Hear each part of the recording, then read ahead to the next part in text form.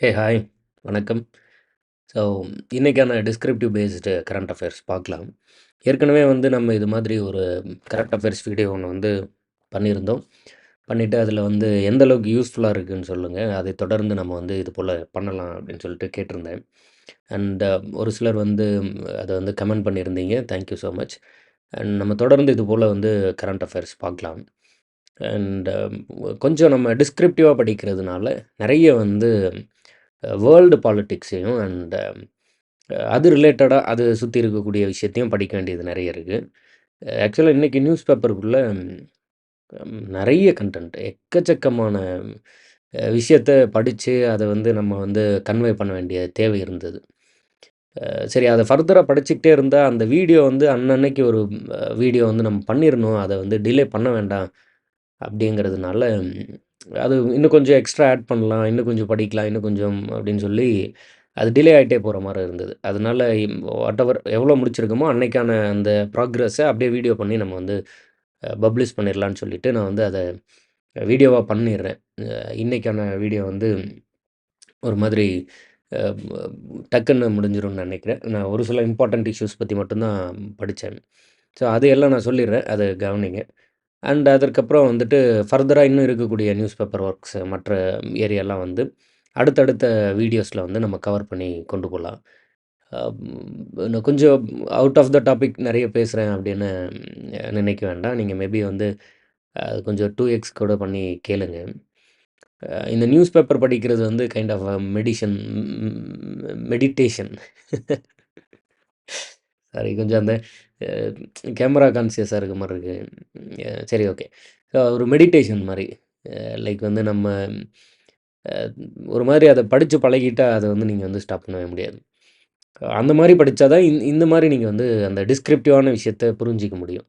ஒரு ஹரிபரியா அவசர அவசரமா எனக்கு வந்து 1 மந்த் கரண்ட் அஃபேர்ஸ ஒரு 5 நிமிஷத்தில சொல்லிக் குடுங்க. ஒரு ஒரு பிடிஎஃபா குடுங்க. அந்த மாதிரியான ஒரு விஷயமா கன்சியூம் பண்ணீங்கன்னா, கொஞ்சம் கடினமா இருக்கும்.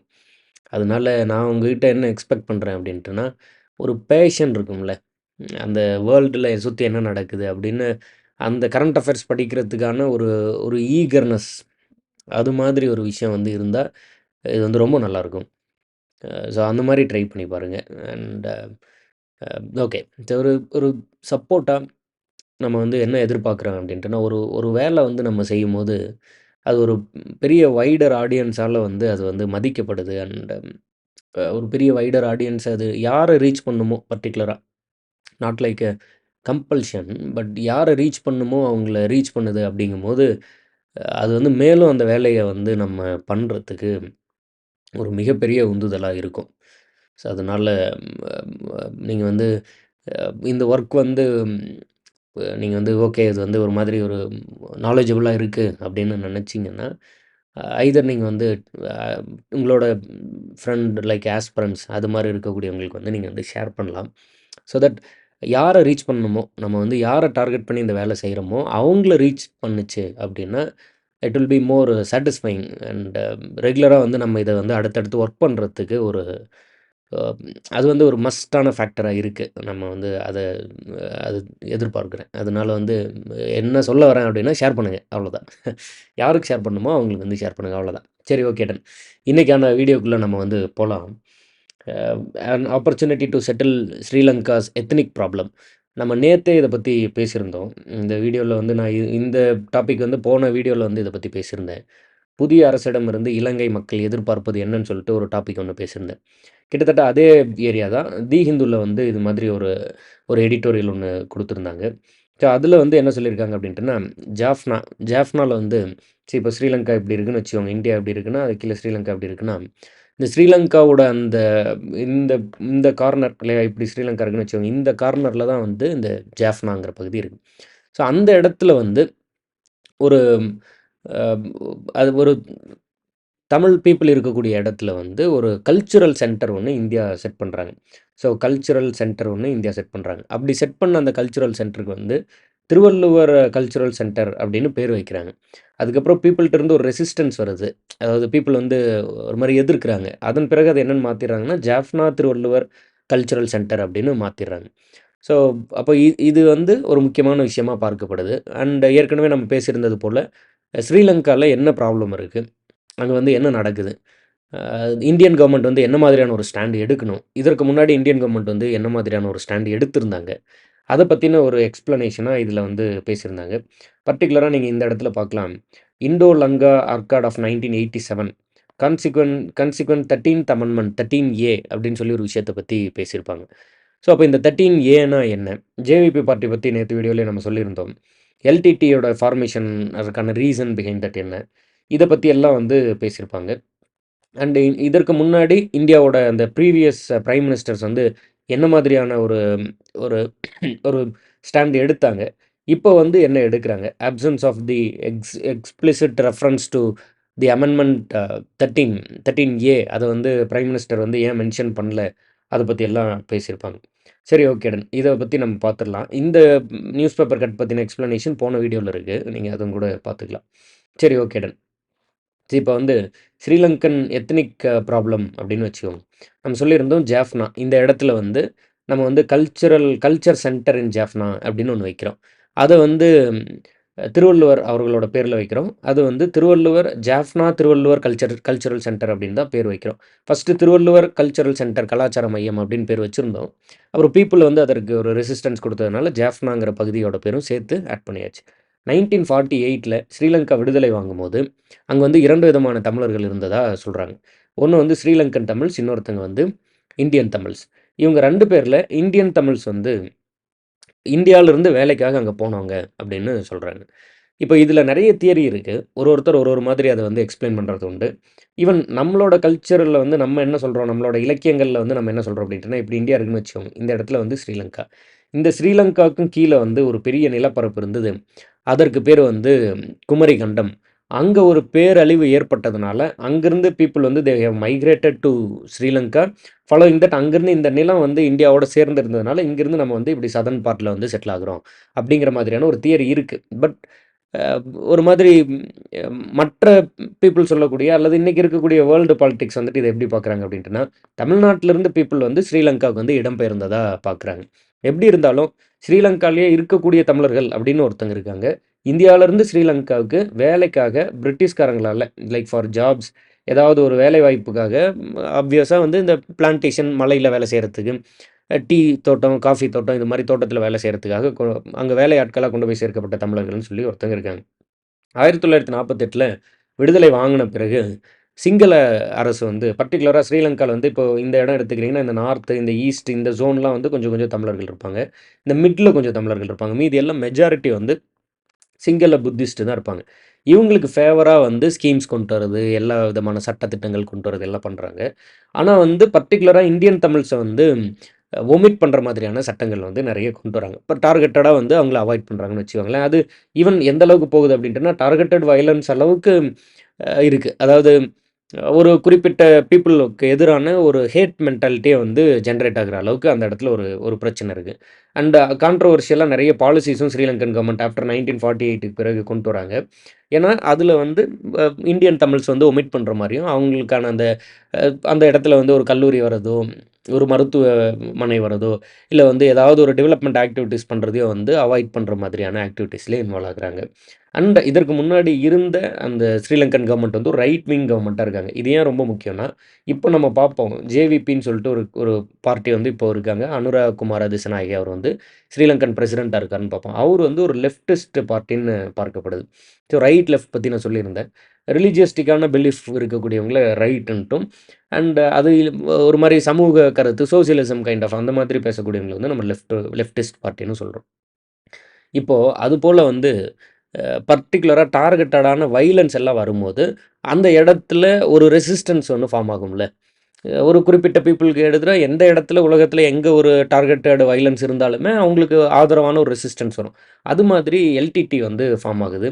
நீங்க விடுதலை புலிகள் தேசிய தலைவர் பிரபாகரன் அவர்களோட அந்த நேம் அது ரிலேட்டடான விஷயத்தெல்லாம் நீங்க வந்து பார்த்துருக்கலாம். ஸோ அந்த மாதிரியான ஒரு ஒரு இது வந்து அங்க வந்து ஃபார்ம் ஆகுது. ஸோ, அப்போ அந்த மாதிரியான ஒரு ரெசிஸ்டன்ஸ் ஒண்ணு வந்து ஃபார்ம் ஆயிடுது. இப்போ அந்த ரெசிஸ்டன்ஸ்க்கு எதிரா வந்து ஸ்ரீலங்கன் கவர்மெண்ட் எப்படி ஆக்ட் பண்ணாங்க? இந்தியன் கவர்மெண்ட் எப்படி ஆக்ட் பண்ணாங்க? இத பத்திலாம் தான் நம்ம வந்து பார்த்துருப்போம்.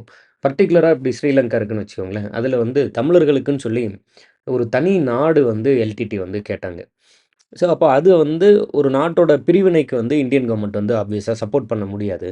ஆனா கூட இந்தியன் கவர்மெண்ட் வந்து அங்க இருக்கக்கூடிய பிரச்சனைகள சரி செய்ய நெனைச்சாங்க. ஏன்னா, எல்டிடி ஃபார்ம் ஆன பிறகு கிட்டத்தட்ட ஒரு மாதிரியான ஒரு ஒரு சண்ட போடுற மாதிரியான ஒரு சூழல்லாம் உருவாகும்போது, நெறைய ரெஃப்யூஜீஸ் வந்து ஃப்ரம் ஸ்ரீலங்கா டூ இந்தியா வந்து வர ஆரம்பிச்சாங்க. ஆல்ரெடி இந்தியன் தமிழ்ஸ் தான் ஸ்ரீலங்கால இருக்காங்க. அவங்களுக்கு எதிரா தான் பிரச்சனை வருது. அண்ட் அங்கருந்து ரெஃப்யூஜியோட மூவ்மெண்ட்டும் அதிகமாகுது. அப்போ இந்தியன் கவர்மெண்ட் வந்து தலையிட்டாக வேண்டிய ஒரு கட்டாயம் ஏற்படுது. அந்த டைம்ல பர்ட்டிகுலரா வந்து பிரைம் மினிஸ்டர் திரு ராஜீவ் காந்தி அவர்கள் வந்து தலையிட்டு என்ன பண்றாரு அப்படின்ட்டுனா, ஒரு புரொவின்ஷியல் கைண்ட் ஆஃப் கவர்ன்மெண்ட்ட உருவாக்குங்க.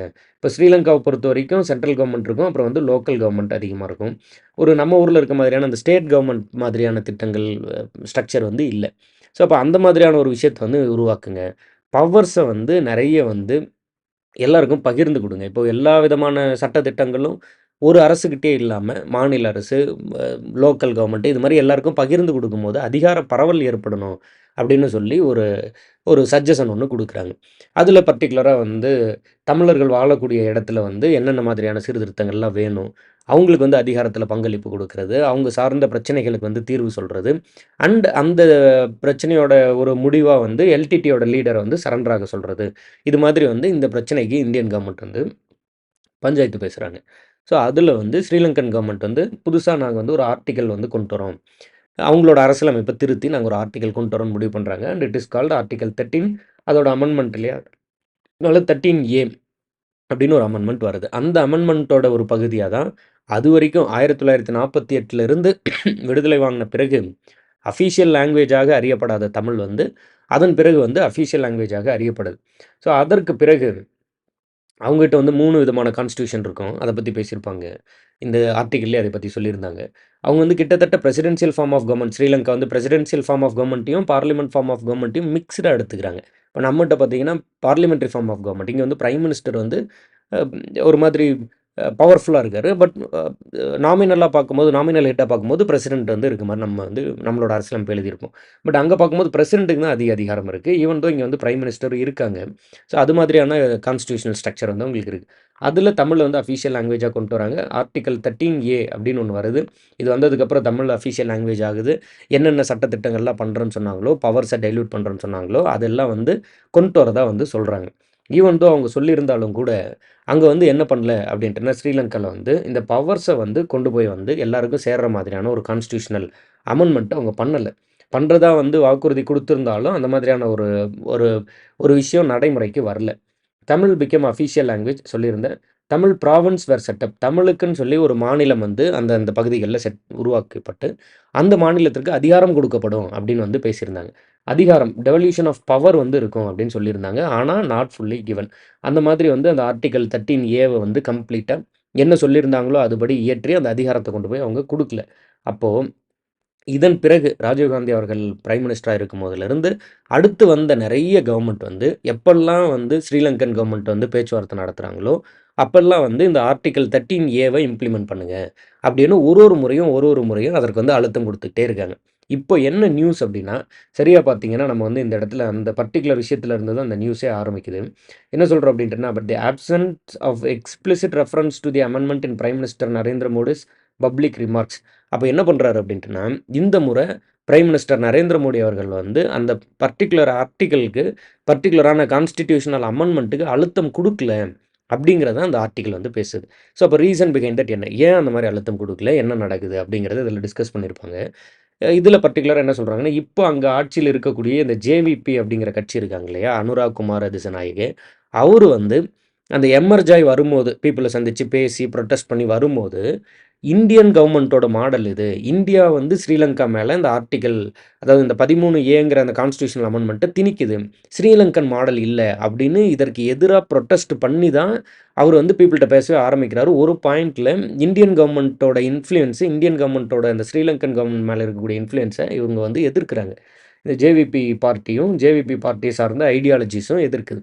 ஸோ அப்போ அந்த மாரி ஒரு ஒரு பார்ட்டிலருந்து எமர்ஜ் ஆயி வந்த ஒரு லீடர் வந்து அனுராக் குமார திசநாயகி அவர்கள்.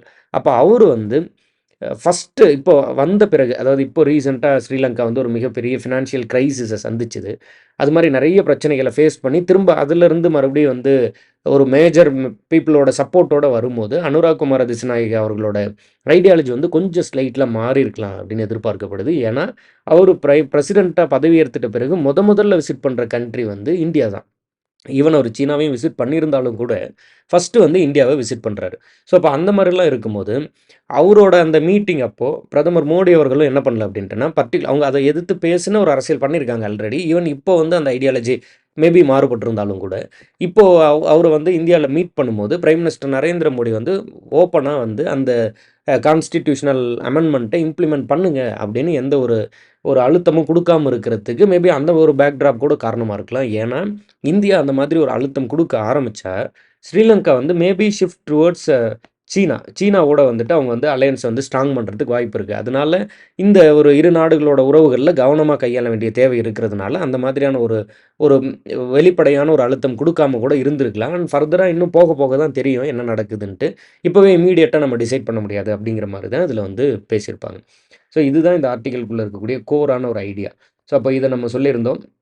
அண்ட் இதில வந்துட்டு சின்ஸ் 1948 இந்தியா வந்து எப்பல்லாம் வந்து ஸ்ரீலங்காவுக்கு வந்து நம்ம வந்து அந்த பேசுபொருளா இருக்குமோ, அப்பல்லாம் வந்து இந்த அமெண்ட்மென்ட்ட வந்து நீங்க வந்து இம்ப்ளிமெண்ட் பண்ணுங்க அப்படின்னு சொல்லி நம்ம சொல்லிக்கிட்டே இருக்கோம். ரீசென்ட்டா வந்து ஒரு மிகப்பெரிய எக்கனாமிக் கிரைசிஸ் வருது. அதன் பிறகு நியூ பார்ட்டி வருது. அவங்களோட அலையன்ஸ் பேரு என்பிபி நேத்தே சொல்லியிருந்தோம். அந்த கட்சி பேரு பர்ட்டிகுலரா அந்த கட்சி பேரு ஜேவிபி. இவங்க வந்து ஒரு லெஃப்டிஸ்ட் பார்ட்டி. அனுராக் குமார திசுநாயகா அவர்கள் வந்து ஜெயிச்சு வராரு. ஸோ, இப்போ இதில இவங்க வந்து ஓப்பனா வந்து அதை வந்து மென்ஷன் பண்ணாம இருக்கிறதுக்கு, பிகாஸ் அவங்க வந்து அந்த மாரியான ஒரு ஹிஸ்டரியிலருந்து வந்தது கூட ஒரு விதமான ரீசன்ஸா இருந்திருக்கலாம். இஃப் சப்போஸ் நம்ம அந்த மாதிரி வந்து அதிகமான அழுத்தம் குடுத்தோம்னா, ஸ்ரீலங்காவோட அந்த அந்த வ ஒரு ஒரு அ நல்ல ஒரு ஆரோக்கியமான உறவு வந்து சீனாவோட அதிகமா வந்து போறதுக்கான சான்சஸ் இருக்கு. ஏன்னா, இஃப் சப்போஸ் இந்தியா வந்து ரொம்ப அதிகமான அளவு வந்து பிரஷர் பண்ணா. அதனால அதையும் வந்து கன்சிடர் பண்ண வேண்டிய தேவை இருக்கிறதுனால, இந்தியா வந்து அந்த மாதிரி பண்ணாம இருந்திருக்கலாம் அப்படின்னு எதிர்பார்க்கப்படுது. அண்ட் இதிலேயே ஒரு விஷயம் சொல்லியிருப்பாங்க. அது என்ன அப்படின்ட்டுனா, ஸ்ரீலங்கன் கவர்ன்மெண்ட் என்ன சொல்றாங்க அப்படின்ட்டுனா, நாங்க வந்து லோக்கல் கவர்ன்மெண்ட்டுக்கு அதிகமான முக்கியத்துவம் குடுக்குறோம் அப்படின்னு வந்து சொல்லியிருப்பாங்க. அப்ப என்ன சொல்லியிருந்தோம், ஸ்ரீலங்காவ பொறுத்தவரைக்கும் ப்ரொவின்ஷியல் கவர்ன்மெண்ட் அப்படின்னு ஒண்ணு இல்ல. நம்ம ஊர்ல இருக்க மாரி ஸ்டேட் அப்படின்னு ஒரு ஸ்டேட் கவர்ன்மெண்ட் இல்ல. அதற்கு பதிலா யூனியன் கவர்ன்மெண்ட் நம்ம ஊர்ல இருக்கு. அதுபோல அங்க வந்து ரொம்ப ஸ்ட்ராங் சென்டர். அது விட்டா நேரடியா வந்து லோக்கல் கவர்ன்மெண்ட் இருக்கு. இப்போ இந்த லோக்கல் கவர்ன்மெண்ட்ட ஸ்ட்ரெங்தன் பண்றோம் அப்படின்னு அவங்க வந்து சொல்றாங்க. இப்போ என்னதான் லோக்கல் கவர்ன்மெண்ட்ட ஸ்ட்ரெங்தன் பண்ணா கூட, இந்த இடத்துல என்ன சொல்லியிருப்பாங்கன்னா, local bodies are no substitute for provincial councils. அப்போ ஒரு ஸ்டேட் கவர்ன்மெண்ட் கைண்ட் ஆஃப் ஒரு புரோவின்ஷியல் கவுன்சில் அது உருவாக்குறதுக்கு மாதிரியான ஒரு ஈக்குவலான்ட்ட விஷயத்த நம்ம என்னதான் அத வந்து எக்ஸ்டெண்ட் பண்ணாலும், அந்த லோக்கல் கவர்ன்மெண்ட்ஸால அத வந்து பண்ண முடியாது அப்படிங்கிற மாதிரி இந்த இடத்துல வந்து பேசியிருப்பாங்க. சரி, ஓகே. இப்ப இந்த இஷ்யூ பத்தி என்ன ஏதுன்னு சொல்லியிருந்தோம். அண்ட் என்ன மாதிரியான ஒரு ஒரு அவுட்லைன் இருக்குன்னு சொல்லியிருந்தோம். ஏற்கனவே இத பத்தி இன்னொரு ஆர்டிக்கிளும் பேசியிருக்கோம். இது திரும்ப திரும்ப படிச்சு பாருங்க. இந்த ஆர்டிக்கிள் வந்து நல்லா கிளியரா புரிஞ்சுக்கோங்க. அங்க என்ன இருக்கு, இல்ல அத பத்தி எல்லாம் தெரிஞ்சுக்கிட்டீங்கன்னா, இன்னும் கொஞ்சம் புரிஞ்சுக்கிறது கொஞ்சம் ஈஸியா இருக்கும். அதுக்கடுத்து ரொம்ப ரொம்ப இம்பார்ட்டன்ட்டான இன்னொரு விஷயம் இருந்தது. அது என்ன அப்டின்ட்டுனா, தமிழ்நாடு வந்து ரிசர்வேஷனுக்கு எதிரா வந்து சுப்ரீம் கோர்ட்ல வந்து ஒரு திரும்ப வந்து ஒரு ரிவ்யூ பெட்டிஷன் ஒண்ணு சப்மிட் பண்ண போறாங்க. இது என்ன ரிசர்வேஷன் கான்செப்ட் என்ன நடக்குது இங்க அப்டின்ட்டுனா, தமிழ்நாடு வந்து எம்பிபிஎஸ்ல வந்து ரீஜினல் ரிசர்வேஷன் குடுக்குறாங்க. அதாவது ஒரு பர்ட்டிகுலர் ஏரியாவ சேர்ந்த, குறிப்பா தமிழ்நாட்ட சேர்ந்த இந்த மாதிரியான இப்ப தமிழ்நாட்ட சேர்ந்த மாணவர்களுக்குன்னு ஒரு ரிசர்வேஷன் வச்சுக்கோங்க. இப்ப இது மாதிரி ஒரு ரீஜினலா ஒரு இடம் சார்ந்து, லொக்கேஷன் சார்ந்த ஒரு ரிசர்வேஷன் குடுக்குறது வந்து சட்டப்படி அது வந்து சரியா இருக்காது. Article 14 of the constitution, article 15 அதுபோல வந்துட்டு ஆர்டிக்கிள் 16 இது அப்படியே நம்ம அடுத்தடுத்து படிச்சுட்டே வரோம். ஆர்டிக்கிள் 19 வரைக்கும். இந்த ஃபண்டமென்டல் ரைட்ஸ வந்து இது வந்து பாதிக்குது அப்படின்னு சொல்லி சுப்ரீம் கோர்ட் சொல்லி, அத வந்து தடுக்குறாங்க. ஸோ, அப்போ அதுக்கு எதிரா மறுபடியும் வந்து ஒரு மனு வந்து தமிழ்நாடு தாக்கல் பண்ணதா சொல்லப் போறாங்க. ஸோ, அப்ப இது எது எதுல தடுக்கப்பட்டிருக்கு அப்படின்ட்டுனா, இப்ப யூஜி, பிஜி அப்படின்னு எடுத்துக்கிறோம்னா, இந்த யூஜி வந்து எம்பிபிஎஸ் இல்லையா? அதுக்கப்புறம் ஏதாவது ஒரு பர்ட்டிகுலர் துறையில வந்து எக்ஸ்பர்டைஸ் ஆகுறதுக்காக படிக்கிறது வந்து பிஜி. யூஜில இருக்கக்கூடிய இந்த ரிசர்வேஷன சுப்ரீம் கோர்ட் எதுவும் தடுக்கல. ஆனா பிஜி அப்படின்னு வரும்போது, பிஜில இருக்கக்கூடிய இந்த ரீஜினலான, லொகேஷன் பேஸ்டான ஒரு ரிசர்வேஷன supreme court residence based correct. Residence based அந்த ரிசர்வேஷன சுப்ரீம் கோர்ட் வந்து அது சரியா இருக்காது அப்படின்னு சொல்லி தீர்ப்பு குடுக்குறாங்க. ஸோ, அத எதிர்த்து தான் தமிழ்நாடு கவர்ன்மெண்ட் வந்து கேஸ் வந்து ஃபைல் பண்ண போறாங்க. ஸோ, அப்ப இதுல என்ன நடக்குது அப்படிங்கிறது கிளியரா நம்ம புரிஞ்சுக்கலாம். ஸோ, இப்போ அ இப்போ இதில வந்துட்டு அ நம்ம வந்துட்டு ஒரு ஒரு சிம்பிள் ஃபேக்ட்டா புரிஞ்சுக்கணும்னு வச்சுக்கோங்களேன். இப்ப தமிழ்நாட்ல வந்து தமிழ்நாட்டோட இந்த மெடிக்கல் காலேஜ் ரிசர்வேஷன் பத்தியே நம்ம தனியா ஒரு வீடியோ பண்ணலாம். சரி, ஓகே, டன். அது தனியாவே நம்ம ஒரு வீடியோ பண்ணுவோம். இப்போதைக்கு இதில இருக்க விஷயத்த மட்டும் புரிஞ்சுப்போம். சுப்ரீம் கோர்ட் வந்து இந்த மெடிக்கல் கோர்ஸ்ல பர்ட்டிகுலரா பிஜி கோர்ஸ்ல இருக்கக்கூடிய ரிசர்வேஷன மட்டும் என்ன பண்றாங்க அப்டின்ட்டுனா, அது வந்து தடுக்குறாங்க. என்ன ஜஸ்டிஃபிகேஷன் குடுக்குறாங்க அப்டின்ட்டுனா, இப்போ யுஜிக்கு நம்ம வந்து ஒரு ரெசிடென்ஸ் பேஸ்டு ரிசர்வேஷன் குடுக்குறோம் அப்டின்னா, அதற்கு வந்து ஒரு நியாயம் இருக்கு. ஏன்னா, அப்பதான் வந்து அந்த பர்ட்டிகுலர் ஸ்டேட்டுக்கு நெறைய மாணவர்கள் வந்து வருவாங்க. 2வது தமிழ்நாடு, கேரளா, ஆந்திரா, கர்நாடகா இது மாதிரியான அந்த சதர்ன் ஸ்டேட் வந்து நெறைய மெடிக்கல் காலேஜஸ பில்ட் பண்ணியிருக்காங்க. ஆஃப்டர் இண்டிபெண்டன்ஸ் வந்து மெடிக்கல் இன்ஃப்ராஸ்ட்ரக்சர் வந்து இந்த ஸ்டேட்ஸ்ல ரொம்ப ரொம்ப அதிகமா இருக்கு. அப்படி ரொம்ப அதிகமான ஒரு மெடிக்கல் இன்ஃப்ராஸ்ட்ரக்சர் இருக்கிறதுனால, இங்க வந்து ரொம்ப அதிகமான அளவு தமிழ்நாடு சேர்ந்த அல்லது அந்த எந்த ஸ்டேட் அதிக மெடிக்கல் இன்ஃப்ராஸ்ட்ரக்சர் பில்ட் பண்ணியிருக்காங்களோ, அந்த ஸ்டேட்ட சார்ந்த மாணவர்கள் நெறைய படிக்கணும் அப்படின்னு அந்தந்த ஸ்டேட் வந்து நெனைக்கிறாங்க அப்படின்னு சொல்லிட்டு சொல்லியிருந்திருப்பாங்க. ஸோ, அப்போ அந்தந்த ஸ்டேட் வந்து தங்களோட அந்த தன்னோட ஸ்டேட்டோட மாணவர்கள் வந்து அதிகம் பாஸ் ஆகணும் அப்படின்னு பாஸ் ஆகணும் இன் த சென்ஸ் அதிகம் வந்து அந்த எம்பிபிஎஸ் சீட்ல வந்து அ இருக்கணும் அப்படின்னு நினைக்கிறதுனால, அந்த ரெசிடென்ஸ் பேஸ்டு ரிசர்வேஷன் வந்து குடுக்குறாங்க. அது ஈவன் தோ யுஜிக்கு வந்து நம்ம வந்து சரின்னு சொன்னா கூட, ஏன்னா அதிகமான ஒரு டாக்டர்ஸ அந்தந்த ஸ்டேட்ல உருவாக்கும். அந்த மாரியான காரணங்களுக்காக அத வந்து நம்ம சரின்னு சொன்னா கூட, பிஜி அப்படின்னு வரும்போது, நெறைய வந்து பிஜில வந்து ஒரு எக்ஸ்பெர்டைஸ் தேவைப்படுது. ஒரு ஸ்கில்லான, ஒரு திறமையான ஆள் வந்து தேவைப்படுது. அப்போ இர்ரெஸ்பெக்டிவ் ஆஃப் த ரெசிடென்ஸ் எந்த ஊர்க்காரங்களா இருந்தாலும், அவங்க வந்து பிஜி படிக்கிறதுக்கு வந்து நம்ம ரெசிடென்ஸ் பேஸ்டா வந்து ரிசர்வேஷன் குடுக்க வேண்டிய தேவையில்ல. அந்த மாரியான ஒரு ஸ்டாண்ட் வந்து சுப்ரீம் கோர்ட் வந்து இப்போதைக்கு எடுத்திருக்காங்க. அண்ட் தமிழ்நாடு அத எதிர்த்து கேஸ் ஃபைல் பண்ணும்போது, அடுத்த கட்டம் எப்படி இருக்கும், என்ன அப்படிங்கிறத நம்ம பார்ப்போம். இப்போதைக்கு தமிழ்நாட்ல வந்து இருக்கக்கூடிய அந்த எம்பிபிஎஸ் பர்ட்டிகுலரா வந்து நீட்ல தமிழ்நாட்ல வந்து என்ன மாரியான ரிசர்வேஷன் இருக்கு? அண்ட் இது வந்துட்டு நம்ம எப்போ கொண்டு வந்தோம்? இது மாரி ஒரு சில பேசிக்ஸ் வந்து படிக்க வேண்டிய தேவை இருக்கு. படிக்கலாம். ஒன் பை ஒன்னா நம்ம வந்து படிச்சுருவோம். சரி, ஓகே, டன். அடுத்து போகலாம். இதில வந்து மைக்ரன்ட் மூவ்மெண்ட் அப்படின்னு சொல்லி ஒரு விஷயம் பேசியிருந்தாங்க. இந்த மைக்ரன்ட் மூவ்மெண்ட்டுக்கு வந்து தி ஹிந்துல ஒரு கிராஃப் ஒண்ணு குடுத்துருப்பாங்க. நீங்க அத சரியா பார்த்தீங்கன்னா தெரியும். இத பொறுத்தவரைக்கும் சென் சென்செக்ஸ் வச்சு தான் நம்ம என்ன பண்றோம் அப்படின்ட்டுனா, அந்த மைக்ரன்ட் மூவ்மெண்ட் எல்லாம் எடுக்கிறோம். அப்ப 2011 சென்செக்ஸ் வந்து கிட்டத்தட்ட 2021 10 வருஷத்த தாண்டிடுச்சு. அப்ப 2021ல நம்ம வந்து சென்செக்ஸ் எடுத்திருக்கணும். ஆனா கோவிட் இருந்தது, எடுக்கல. அதன் பிறகும் எலக்ஷன் அது மாரி நெறைய சோ மெனி ரீசன்ஸ்னால இன்ன வரைக்கும் எடுக்கல. ஆனா இத வச்சுட்டு நம்ம வந்து அந்த 10 வருஷம் இப்போ கிட்டத்தட்ட 12, 14 வருஷம் பழைய டேட்டா வச்சு நம்ம வந்து திட்டங்கள் வகுக்க முடியாதுல்ல. அதனால புதுசா ஏதாவது ஒரு ஒரு ஐடியா வேணும். அப்போ தான் வந்து நம்ம வந்து இந்த மைக்ரன்ட் மூவ்மெண்ட்ட வச்சு திட்டம் வகுக்க முடியும். அதற்காக என்ன பண்றாங்க அப்டின்ட்டுனா, பிரைம் மினிஸ்டரோட economic advisory council of the prime minister economic advisory council of the prime minister வந்து புதுசா ஒரு விஷயத்த கொண்டு வராங்க. ஒரு டெம்பரரியான்னு வச்சுப்போம். என்னென்ன சொல்றாங்க அப்டின்ட்டுனா, அ சென்செக்ஸ் வரத்துக்கு முன்னாடி வரைக்கும் வேறு சில டேட்டாஸ வச்சு மைக்ரன்ட்ஸ் எந்த அளவுக்கு அதிகமா வராங்க அப்டிங்கிறத நம்ம வந்து கணக்கிடலான்னு முடிவு பண்றாங்க. அதற்கு அவங்க சூஸ் பண்றது என்ன அப்டின்ட்டுனா, அன்ரிசர்வ்டு ட்ரெயின் டிக்கெட் டேட்டா. அப்போ டிக்கெட் ரிசர்வ் பண்ணாம ட்ரெயின்ல யார் யார் வராங்க போறாங்க. அத வச்சு பார்க்கும்போது கண்டிப்பா அன்ரிசர்வ்டு ட்ரெயின் டிக்கெட் டேட்டால வரப்போறவன் நிச்சயமா புவரா அல்லது வந்து வறுமையில இருக்கக்கூடியவனா அல்லது லோவர் மிடில் கிளாஸா இருக்கக்கூடியவனா இருக்க போறான். அப்போ அவங்களோட மூவ்மெண்ட் எங்க இருக்கு, இல்ல அப்படிங்கிறத பார்க்கும்போது அதிகமான மைக்ரன்ட்ஸ் எங்க மூவ் ஆகுறாங்கன்னு பார்க்கலாம். பேங்கிங் டேட்டா பேங்கிங் டேட்டால பர்ட்டிகுலரா எத பத்தி பேசுறாங்க அப்படின்ட்டுனா, கரண்ட் அக்கவுண்ட்ட பத்தி பேசுறாங்க. இப்போ ஒரு ஊர்ல அதிகமான அளவு சேவிங்ஸ் அக்கவுண்ட் இருக்கு. சேவிங்ஸ் பேங்க் அக்கவுண்ட் இருக்குன்னா, அங்க வந்து கம்பெனி அல்லது வந்து ஒரு ஒரு அதிகமான அளவு வந்துட்டு அ அ தொழில் சார்ந்த நடவடிக்கைகள் இல்ல அப்படின்னு அர்த்தம். அதுவே ஒரு ஊர்ல வந்து கரண்ட் அக்கவுண்ட் அதிகமா இருக்கு அப்படின்ட்டுனா, அங்க வந்து தொழிற்சாலைகளோ அல்லது வந்து கம்பெனி பேஸ்டான மனி ஃப்ளோ வந்து ரொம்ப அதிகமா இருக்குன்னு அர்த்தம். சோ, அப்ப அத வச்சு எந்த ஊர்ல வந்து அதிக சேவிங்ஸ் பேங்க் அக்கவுண்ட் இருக்கு, எந்த ஊர்ல அதிகமான கரண்ட் அக்கவுண்ட் இருக்கு அப்படிங்கிறத வச்சு நம்ம முடிவு பண்ணலாம் அப்படின்னு ஒரு ஐடியா வந்து சொல்றாங்க. அது இல்லாம இன்னொன்னு மிக முக்கியமா என்ன சொல்றாங்க அப்படின்ட்டுனா, டெலிகாம் டேட்டா. இந்த டெலிகாம் டேட்டா பொறுத்தவரைக்கும் நம்ம என்ன புரிஞ்சுக்கணும் அப்படின்ட்டுனா, இந்த டெலிகாம் வந்து விசிட்டர் லொக்கேஷன வந்து எப்போதுமே வந்து ரெடியா வச்சிருப்பாங்க. அதாவது இப்போ நீங்க வந்து உங்க வீட்ல இருந்து வந்து ஃபோன் பேசுறீங்களா? அல்லது வந்து அந்த ஜோனுக்குள்ள இருக்கீங்களா? இல்ல அத விட்டு வெளிய இருக்கீங்களா? உங்களோட லொக்கேஷன்ல இருந்து நீங்க எப்போதுமே இருக்கக்கூடிய லொக்கேஷன்ல இருந்து வெளிய இருக்கீங்களான்னு சொல்லி ஒரு ரெடி டேட்டா வந்து உடனடியா அவைலபிளா இருக்கக்கூடிய டேட்டா வந்து டெலிகாம் செக்டார்ல இருக்கும். ஸோ, அப்ப அந்த டேட்டாவ நம்ம வந்து அக்சஸ் பண்ணிக்கலாம். அண்ட் அதுபோல வந்துட்டு பேங்க் டேட்டாவ அக்சஸ் பண்ணிக்கலாம். அண்ட் அது இல்லாம அன்ரிசர்வ்டு ட்ரெயின் டிக்கெட் டேட்டாவ அக்சஸ் பண்ணிக்கலாம். இத வச்சுட்டு நம்ம வந்து மைக்ரண்ட்ஸ் வந்து எந்த ஊருக்கு அதிகமா போறாங்க அப்படிங்கிறத ட்ராக் பண்ணி அது சார்ந்த திட்டங்கள் கொண்டு வரலான்னு சொல்லி economic advisory council of the prime minister வந்து முடிவு பண்றாங்க. ஸோ, அத பேஸ் பண்ணி ஒரு சார்ட் ஒண்ணு குடுக்குறாங்க. என்னன்னா, ஸோ இப்போ இது வந்து டிபார்ச்சர், இங்கேருந்து கிளம்புறாங்க. இங்கே டெஸ்டினேஷன். அப்போ எங்க டெஸ்டினேஷன் டெல்லி. டெல்லிக்கு அதிகமா எங்கேருந்து வராங்க? உத்தரப்பிரதேசலேருந்து கிட்டத்தட்ட 35% அன்ரிசர்வ்டு சீட்ல வந்து சேர்றாங்க. பீகார், அதுக்கடுத்து 2ஆம் இடத்துல பீகார், அடுத்து ராஜஸ்தான், அடுத்து மத்திய பிரதேஷ், அதுக்கடுத்து பஞ்சாப், அதுக்கடுத்து ஹரியானா, அதுக்கப்புறம் அதர் ஸ்டேட்ஸ் ரொம்ப ரொம்ப கம்மியா இருக்காங்க. ஸோ இப்போ அதுவே அடுத்து வந்து பார்க்குறோம். பேங்கிங் டேட்டா மைக்ரேஷனுக்காக பார்க்குறோம். இந்த பேங்கிங் டேட்டால சேவிங்ஸ் அக்கவுண்ட்டு, அதுலேருந்து டூ கரண்ட் அக்கவுண்ட்ஸோட இந்த டெபாசிட் ரேஷியோ வந்து நம்ம பார்க்குறோம். இப்போ இதிலேயே பார்க்கும்போது நமக்கு தெரியுது இல்லையா? இப்போ இங்கே பாருங்களேன், இங்கெல்லாம் பார்க்கும்போது மிக அதிகமான அளவு வந்து அ அ இந்த கரண்ட் அக்கவுண்ட் வந்து ரொம்ப ரொம்ப கம்மியா இருக்கு. சேவிங்ஸ் அக்கவுண்ட் வந்து அதிகமா இருக்கு.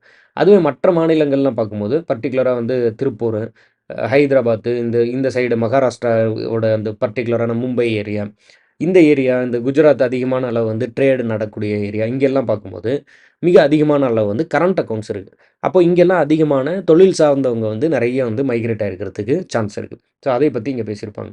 இங்க என்ன சொல்றாங்க அப்படின்ட்டுன்னா, இந்த தேர்ட் என்னது அப்படின்ட்டுன்னா, telecom data to measure migration. அப்போ டெலிகாம் டேட்டாவ நம்ம எப்படி மெஷர் பண்றோம் அப்படின்ட்டுன்னா, இப்போ விசிட்டர் லொகேஷன் என்ன? அதேபோல வந்து ஹோம் டவுன்ல இருக்காங்களா? அத வச்சு பார்க்கும்போது, டெல்லி டெலிகாம் சர்க்கிள்ல கோவிட்-19ல நெறைய பேர் என்ன பண்ணியிருக்காங்க அப்படின்ட்டுன்னா, அவங்க வீட்டுக்கே திரும்பி போயிடுறாங்க. ஸோ அப்போ ஃபர்ஸ்ட்டு வந்து அவங்க வந்து வெளியிலருந்து அதிகமா வரவங்களோட எண்ணிக்கை எப்படி போயிட்டுருக்கு. கோவிட்-19ல நெறைய பேர் திரும்ப அவங்க லொகேஷனுக்கே போயிடுறாங்க. அதுக்கப்புறம் மறுபடியும் கொஞ்சம் கொஞ்சமா ரைஸ் ஆக ஆரம்பிக்குது. ரொம்ப ஸ்லோ அண்ட் ஸ்டெடியா ரைஸ் ஆக ஆரம்பிக்குது. அப்போ மைக்ரன்ட் மூவ்மெண்ட் எப்படி இருக்கு அப்படிங்கிறத நம்ம பார்க்குறோம். மும்பை அப்படின்னு எடுத்துக்கிறோம்னா, மும்பையிலயும் அதே போல விசிட்டரோட அந்த லொகேஷன் வந்துட்டு என்ன சொல்லுது அப்படின்ட்டுன்னா, அ அதிகரிச்சுக்கிட்டே வருது. ஒரு பாயிண்ட்ல பர்ட்டிகுலரா கோவிட் வரும்போது திரும்ப எல்லாரும் திரும்ப வந்து அவங்க ஊருக்கே வந்து மைக்ரேட் ஆகுறாங்க. அதுக்கப்புறம் மறுபடியும் அங்கேருந்து வந்து கொஞ்சம் கொஞ்சமா ரைஸ் ஆக ஆரம்பிக்குது.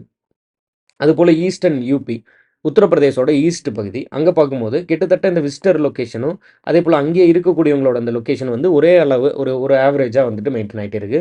கோவிட்லயுமே கூட கிட்டத்தட்ட அந்த ஆவரேஜ் வந்து அப்படியே இருக்கு. ஆனா ஒரு சில மெயின் சிட்டீஸ் பாருங்க, பர்ட்டிகுலரா வந்து மும்பை, அதேபோல வந்து டெல்லி, இது மாரியான சில முக்கியமான நகரங்கள்ல அந்த கோவிட் டைம்ல வந்து நெறைய பேர் வந்து திரும்ப அவங்க ஊருக்கே போயிட்டு, அதுக்கப்புறம் மறுபடியும் வந்து கொஞ்சம் கொஞ்சமா திரும்ப மைக்ரேட் ஆயிட்டு இருக்காங்க அப்படின்னு பார்க்குறோம்.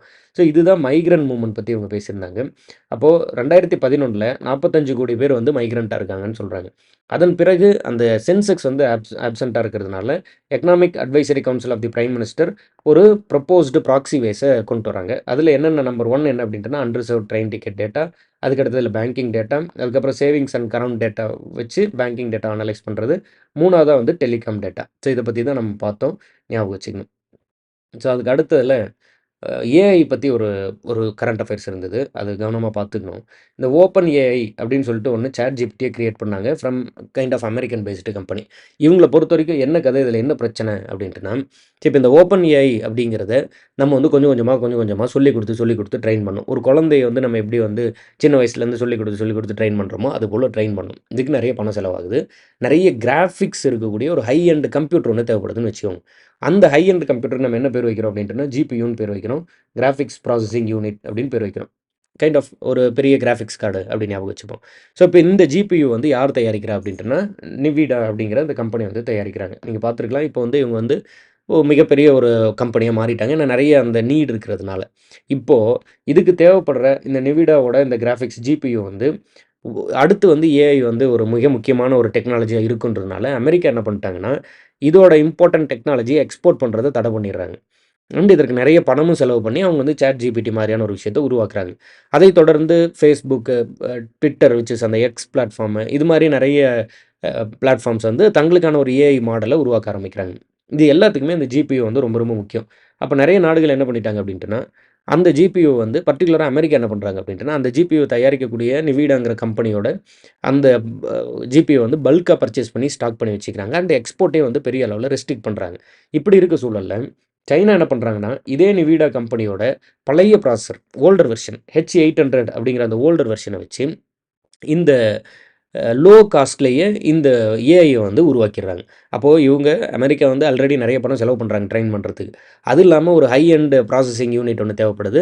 அதனால அதையும் நெறைய பர்ச்சேஸ் பண்ணி வச்சு அதோட ட்ரேடையும் ரெஸ்ட்ரிக்ட் பண்றாங்க. இப்படி இருக்கும்போது, வெறும் அந்த நிவிடாவோட ஓல்டர் ப்ராசஸர் வச்சுக்கிட்டு, கம்மியான காஸ்ட்ல ட்ரெயின் பண்ணி டீப்சீக் அப்படிங்கிற ஒரு ஏஐய ஜெனரேட் பண்ணிடுறாங்க. ஸோ இதுதான் இதில இருக்கக்கூடிய பிரச்சனை.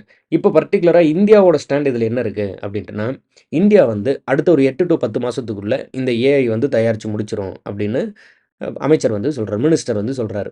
அதற்கு பாசிபிலிட்டி இருக்கா அப்படின்ட்டுனா, பிராக்டிகலா பார்க்கும்போது கிட்டத்தட்ட பாசிபிலிட்டி இல்லாத மாரி இருந்தா கூட, அவரு வந்து என்ன சொல்றாரு அப்படின்ட்டுனா, அமெரிக்காட்டருந்து கிட்டத்தட்ட 18,000 623ன்னு நெனைக்கிறேன். அரவுண்ட் 18,000 ஜிபியு கிட்ட நம்ம வந்து பர்ச்சேஸ் பண்ண போறோம். அத வந்து ஒரு கிளவுடா வச்சுக்கிட்டு, இந்தியா ஏஐ மிஷன் அப்படின்னு ஒண்ணு கிரியேட் பண்ணி, அதன் மூலமா நம்ம என்ன பண்ண போறோம் அப்படின்ட்டுனா, நெறைய பிரைவேட் கம்பெனிஸ், அதாவது இந்தியா ஏஐ மிஷன் அப்படின்னு ஒண்ணு கிரியேட் பண்ணி ரூ. 10,000 கோடி இன்வெஸ்ட் பண்ணி, private company, start ups, research இது மாதிரி நெறைய விஷயத்த பண்ணி, அடுத்த ஒரு 8 டூ 10 மாசத்துக்குள்ள இந்தியாவுக்கான ஒரு ஸ்பெஷலைஸ்டு ஏஐ மாடல் நம்ம உருவாக்க போறோம் அப்படின்னு சொல்லியிருக்காங்க. அதற்கான பாசிபிலிட்டீஸ் கொஞ்சம் கம்மி மாரி தான் இருக்கு. பட் அந்த மாதிரியான ஒரு ஒரு அறிவிப்பு வந்து மினிஸ்டர் சைட்லருந்து வந்திருக்கு. ஏன்னா, யுஎஸ் வந்து அந்த டெக்னாலஜிய ஷேர் பண்ண போறதில்ல. அப்ப அந்த டெக்னாலஜி வந்து ஷேர் பண்ண மாட்டான் அப்படிங்கும்போது, அத நம்ம அடுத்த கட்டமா எடுத்துட்டு போறது இன்னும் கொஞ்சம் கடினமா இருக்கும். ஸோ கிரிட்டிக்கல் எமர்ஜிங் டெக்னாலஜி அப்படின்னு சொல்லி நம்ம வந்து அமெரிக்கா கூட ஒரு ஒரு பார்ட்னர்ஷிப் ஒண்ணு போட்டு வச்சிருக்கோம். ஒரு அக்ரீமெண்ட் இருக்கு. மேபி அதன் அடிப்படையில வந்து ஷேர் பண்ணா பண்ணலாம். சரி, ஓகே டன். அடுத்து போவோம். ஸோ இப்போ இதுதான் அந்த இது. ஓப்பன் இந்தியன் ஏஐ மாடல் அப்படின்னு சொல்லி ஒண்ணு நம்ம கொண்டு வரதுக்கான சான்சஸ் இருக்கா அப்படின்னா, அ திரு வைஷ்ணவ் அவர்கள் என்ன சொல்றாரு அப்படின்ட்டுனா, India AI mission would subsidise 40% of the per hour cost. இது வந்து ஒரு ஹவருக்கு ரூ. 100ங்கிற காஸ்ட்ல வந்து ஏஐ ட்ரெயின் பண்ற மாதிரி கொண்டு வந்துரும். GPU imports to India restricted by Joe Biden administration. ஏற்கனவே சொல்லியிருந்தோம். ஜிபியு வந்து இந்தியா வந்து ரெஸ்ட்ரிக்ட் பண்ணி வச்சிருக்காங்க இந்தியாக்கான இம்போர்ட்ட. ஹால்ஃப் ஆஃப் தி இந்த 10,000 கோடியில ஹால்ஃப் ஆஃப் த மனி வந்து இதற்காக வந்து இந்தியன் ஏஐ மிஷின கிரியேட் பண்றதுக்கு அந்த பிரைவேட் கம்பெனிஸ்க்கு சப்சிடி குடுக்குறது, அத ட்ரெயின் பண்றது, அது மாதிரியான ப்ராசஸ்க்கும் இந்த ஜிபியூவ பர்ச்சேஸ் பண்றது, இது மாதிரியான ப்ராசஸ்க்கும் பண்ண போறோம்னு சொல்லியிருந்தாங்க. அண்ட் 8,693 கிராஃபிக்ஸ் ப்ராசஸிங் யூனிட்ஸ் வந்து வாங்குறதா இந்தியன் கவர்மெண்ட் சொல்லியிருக்காங்க. சரி, ஓகே டன். அடுத்து இந்த அட்ஹாக் ஜட்ஜஸ் இதில வந்து என்ன பிரச்சனை அப்படின்ட்டுனா, இந்த அட்ஹாக் ஜட்ஜஸ் கேஸ பொறுத்தவரைக்கும் சுப்ரீம் கோர்ட் வந்து அ ஒரு ரூல் ஒண்ணு வச்சிருக்காங்க. ஆர்டிகிள் 224 ஏ. ஆர்டிகிள் 224 ஏல இந்த அட்ஹாக் ஜட்ஜஸ் இஷ்யூ வந்து என்ன சொல்லுதுன்னா, ஹை கோர்ட்ல ரிட்டயர்டு ஜட்ஜஸ திரும்ப வந்து வேலைக்கு அமர்த்தி, அவங்க வந்து என்ன பண்ணலாம் அப்படின்ட்டுனா, தீர்ப்பு வழங்குற மாதிரி அந்த ரிட்டயர்டான ஜட்ஜஸ திரும்ப வந்து கூப்பிட்டுக்கலாம். அட்ஹாக் அப்படின்னா டெம்பரரி. அப்ப டெம்பரரியா கூப்பிட்டுக்கலாம். அதற்கு வந்து அது மேபி மிஸ்யூஸ் பண்றாங்கன்னு சொல்லிட்டு சில ரூல்ஸ வந்து 2021ல கொண்டு வராங்க. பர்ட்டிகுலரா இந்த கேஸ்ல 2021 ஜட்ஜ்மெண்ட்ல இந்த கேஸ் என்ன case? Prahari versus Lok Prahari versus Union of India case அப்படிங்கிற கேஸ்ல இந்த மாரி அட்ஹாக் ஜட்ஜஸ் அப்பாயிண்ட் பண்றதுல ஒரு மிஸ்யூஸ் நடக்குதுன்னு சொல்லிட்டு அத சரி பண்றதுக்காக சில ரூல்ஸ வந்து கொண்டு வராங்க. அதுல ஒன் ஆஃப் த ரூல்ஸ் என்ன அப்படின்ட்டுனா, அந்த வேக்கன்சில 20% இருக்கணும். ஒரு ஒரு ஹை கோர்ட்ல அ எவ்வளோ ஜட்ஜஸ்க்கான வேக்கன்சி இருக்கோ, அதில 20%க்கு மேல வேக்கன்சி இருக்கு அப்படின்னா தான், அப்போ வந்து என்ன பண்ணணும் அப்படின்ட்டுனா, புதுசா வந்து இந்த அட்ஹாக் ஜட்ஜஸ நியமிக்கணும். அது இல்லாம number of ad hoc judges must not exceed 10% of the sanction. அதே சமயத்தில at least 2 to 5 ad hoc judges could be appointed to high court. அப்படின்னா என்னன்னா 10% மொத்த வேக்கன்சி ஜட்ஜஸ்க்கு எவ்வளோ வேக்கன்சியோ, அதில அட்ஹாக் ஜட்ஜஸோட வேக்கன்சி வந்து 10% தாண்டக்கூடாது. இது மாரி கண்டிஷன்ஸ் எல்லாம் சொல்லுவாங்க. அண்ட் இந்த கண்டிஷன்ஸ வச்சுக்கிட்டு அப்பாயிண்ட் பண்றத வந்து கொஞ்சம் நம்ம ரெஸ்ட்ரிக்ட் பண்ணலாம். ப்ராப்பரா கொண்டு வரலாம். அப்படின்னு சொல்லி இந்த ஜட்ஜ்மெண்ட்ல சொல்லியிருந்தாங்க. இதில இப்போ எத ரிசர்வ் அ அ நியூட்ரலைஸ் பண்ணியிருக்காங்க, அல்லது வந்து எத வந்துட்டு இப்போ நம்ம வந்து ரிலாக்ஸ் பண்ணியிருக்கோம் அப்படின்ட்டுனா, சுப்ரீம் கோர்ட் எத ரிலாக்ஸ் பண்ணியிருக்குன்னா, மொத்த ஜட்ஜஸோட வேக்கன்சி அதில 20% காலியா இருந்தா தான் அட்ஹாக் ஜட்ஜஸ நியமிக்கணும் அப்படின்னு ஒரு ஒரு ரூல் இருந்தது இல்லையா? அத வந்து இப்ப ரிலாக்ஸ் பண்ணியிருக்காங்க. ஸோ, அப்ப அதில 10% தான் வந்து அட்ஹாக் ஜட்ஜஸ் இருக்கணும். 5 வருஷத்துக்கு மேல கேஸஸ் பெண்டிங் இருக்கணும். ஒரு பர்ட்டிகுலர் கேஸ் வந்து இத்தன வருஷத்துக்கு மேல பெண்டிங் இருந்திருக்கணும். இது மாரி நெறைய கண்டிஷன்ஸ் எல்லாம் சொல்லுவாங்க. இந்த கண்டிஷன்ஸ்லாம் இருக்கும்போது தான் அட்ஹாக் ஜட்ஜஸ் நியமிக்கணும்னு சொல்லியிருந்தாங்க. அதில ஒரு ரூலான அந்த மொத்த வேக்கன்சில 20%க்கு மேல வேக்கன்சி இருந்தா தான் அட்ஹாக் ஜட்ஜஸ நியமிக்கணும் அப்படிங்கிற அந்த ரூல வந்து இப்ப சுப்ரீம் கோர்ட் வந்து ரிலாக்ஸ் பண்ணியிருக்காங்க. இந்த இடத்துல சொல்லியிருப்பாங்க 60,00,000 கேஸ் பெண்டிங் இருக்கு. அதில 20,00,000 கேஸ் வந்து கிரிமினல் அப்பீல்ஸ்ன்னு சொல்லியிருப்பாங்க. இந்தியன் ஜுடிஷியரி வந்து ஒரு மோஸ்ட் ஒண்டர்ஃபுல்லான ஒரு ஜுடிஷியரி சிஸ்டம்.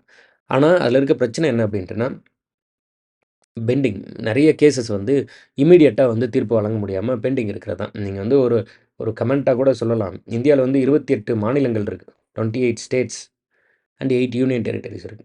இந்த 28 ஸ்டேட்டுக்கு 28 ஹைகோர்ட் இருக்கா இல்லையா? அப்போ இல்லன்னா, எந்தெந்த ஸ்டேட்ல ஹைகோர்ட் இல்ல? அத வந்து நீங்க கமெண்ட் பண்ணலாம். நம்பர் ஆஃப் ஹைகோர்ட்ஸ் நீங்க டெல்லில ஒரு ஹைகோர்ட் இருக்கு. அத சேர்த்துக்காதீங்க. அது இல்லாம ஸ்டேட்ஸ்ல மட்டும் மாநிலங்கள்ல மட்டும் எத்தன ஹைகோர்ட் இருக்கு?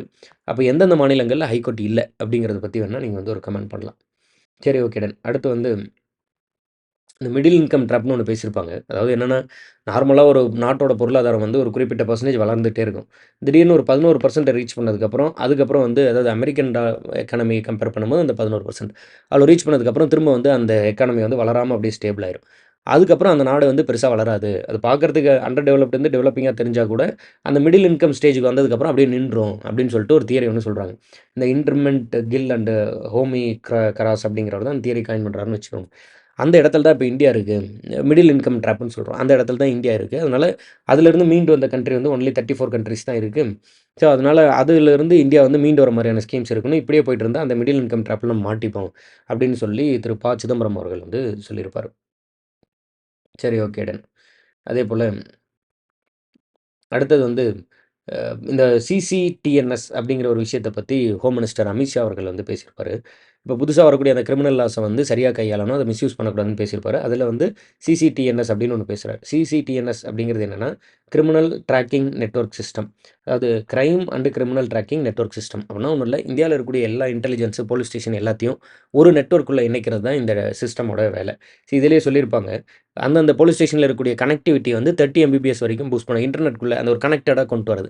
ஸோ தட் அப்படி இருக்கும்போது, ஒரு பர்ட்டிகுலர் கிரிமினல் வந்து ஒரு ஊர்ல வந்து குற்றம் பண்ணிட்டு, இன்னொரு ஊருக்கு போய் ஒரு சாதாரண மனிதனா வந்து வாழ முடியாம, அந்த அந்த ஊர்லயுமே அவன் வந்து குற்றவாளியா அறியப்படுறது. இல்லன்னா என்ன பண்ணிருவான், ஈஸியா வந்து ஒரு ஒரு மாநில எல்லையிலிருந்து இன்னொரு மாநில எல்லைக்குள்ள, இன்னொரு ஸ்டேட்டுக்குள்ள போயிடும்போது, அவன பத்தின டேட்டா அங்க இல்லாதபோது, அவன் ஒரு சாதாரண மனுஷனா அங்க வந்து நார்மல் லைஃப் லீட் பண்ணிட்டு இருக்கிறது.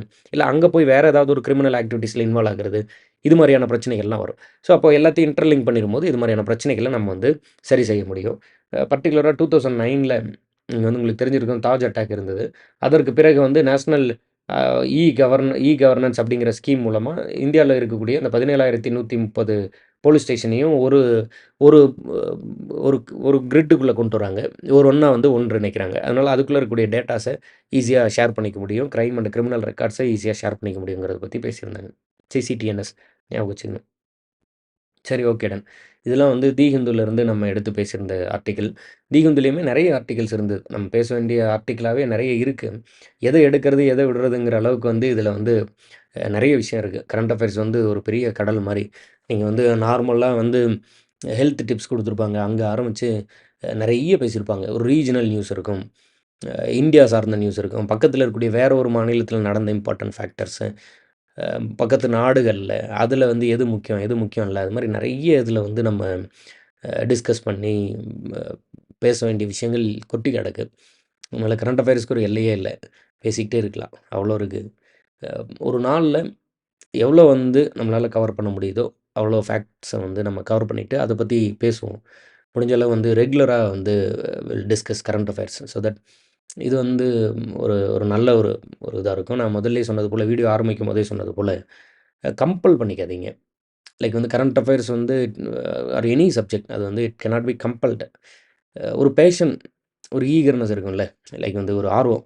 நல்லா ஒரு தமிழ் வார்த்தையா சொல்லணும்னா ஒரு ஆர்வம் இருக்கும். ஸோ அது அடிப்படையில வந்து அந்த லேர்னிங் இருக்கும்போது, இட் வில் பி மோர் ஈசியர். அது வந்து இன்னும் கொஞ்சம் ரொம்ப ஈஸியா இருக்கும். எவ்வளோ நேரம் வந்து நீங்க படிச்சாலும் அது வந்து உங்களுக்கு வந்து ஒரு டயர்டா தெரியாது. ஆக்சுவலா வந்து ரொம்ப நேரம் எஃபோர்ட்ஸ் போடும்போது யூ வில் ஃபீல் ஹேப்பி.